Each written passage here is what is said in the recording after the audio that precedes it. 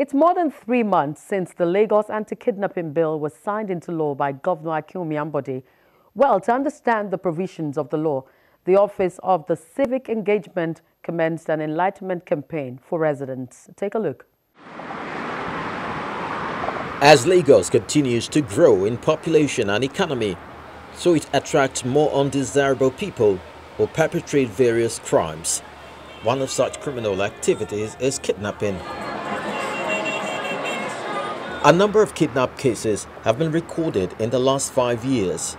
In July 2012, Cynthia Osokogu was lured from a residence, kidnapped and strangled to death by 2 undergraduates in a hotel in Lagos after dispossessing her of an undisclosed amount of money and other belongings.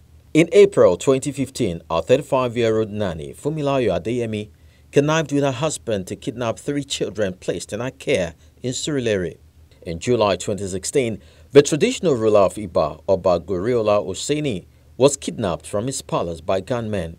A palace guard and a commercial motorcyclist were killed in the process.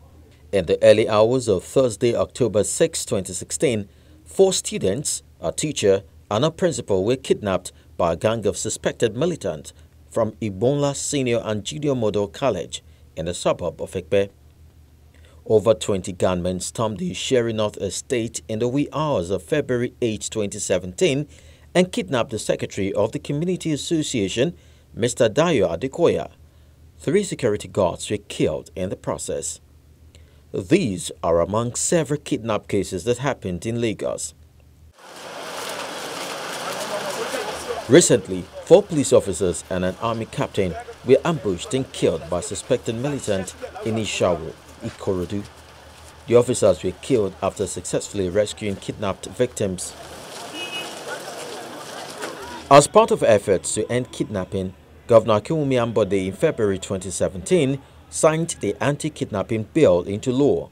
The law imposes life imprisonment on kidnapping for ransom.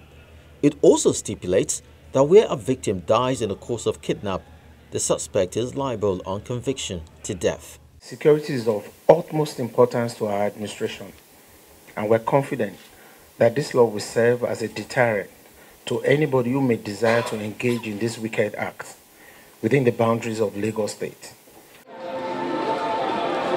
Not many are aware about the provisions of the law. That perhaps is the essence of this enlightenment program organized by the Lagos State Office of Civic Engagement.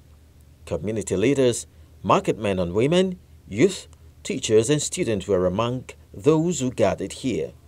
Our gathering here, therefore, is so sensitive, is to sensitize residents of the state about the provisions of this all-important law and the need for everybody, old and young, to be security conscious. No government that is worthy its onions would fold its arms and allow such threat to life to continue. Hence, the enactment of the Kidnapping Prohibition Law to criminalize the act of kidnapping and punish culprits severely. Presentations from resource persons and the interactions that followed focused on understanding forms of crimes, criminal laws, and how individuals can collaborate with the state government in curbing kidnapping and other related offenses. If you go around Lagos and see, I don't know who we want to smoke hemp, if not a criminal. And when we see these people gathering, we should be concerned. The end product of their habit is crime. Crime fighting requires enhanced community relations. And that is why the Lagos State government has put a neighborhood watch in place.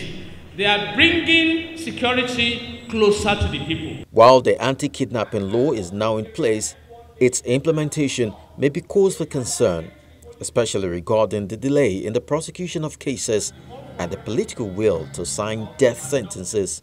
From the angle of the fact that Amnesty International being at the forefront of those calling for the abolition of death penalty globally, and the fact that in our climes, a lot of people are still in death row who have not been executed, and it makes nonsense of whatever laws that have kept them there. I will advocate for a life imprisonment or but something different from a death penalty for crimes that are related, whatever crimes, be they capital or what have you. I am not in support of death penalty. There are some influential personalities in this country that can influence our processes. And these are some of the challenges we have. It's now left for the concerned arm of government, whether it's judiciary or legislative, to do what is needful. And these are situations we are seeing. What I requested for was for them to make the first paper available to principals and teachers in attendance, and I from the Education District too, so that we can have copies of it, then go back to our various schools and ministries to replicate what has happened here today and make it have a multiplier effect by repeating it in our various schools and offices, so that people will get to know more about it. The Office of Civic Engagement promises to take this enlightenment campaign further to the grassroots. The introduction of Lagos Neighborhood Safety Corps is to further strengthen the implementation of the anti-kidnapping law. Through community policing, residents are expected to cooperate with corps members to gather necessary information on suspected cases of kidnapping.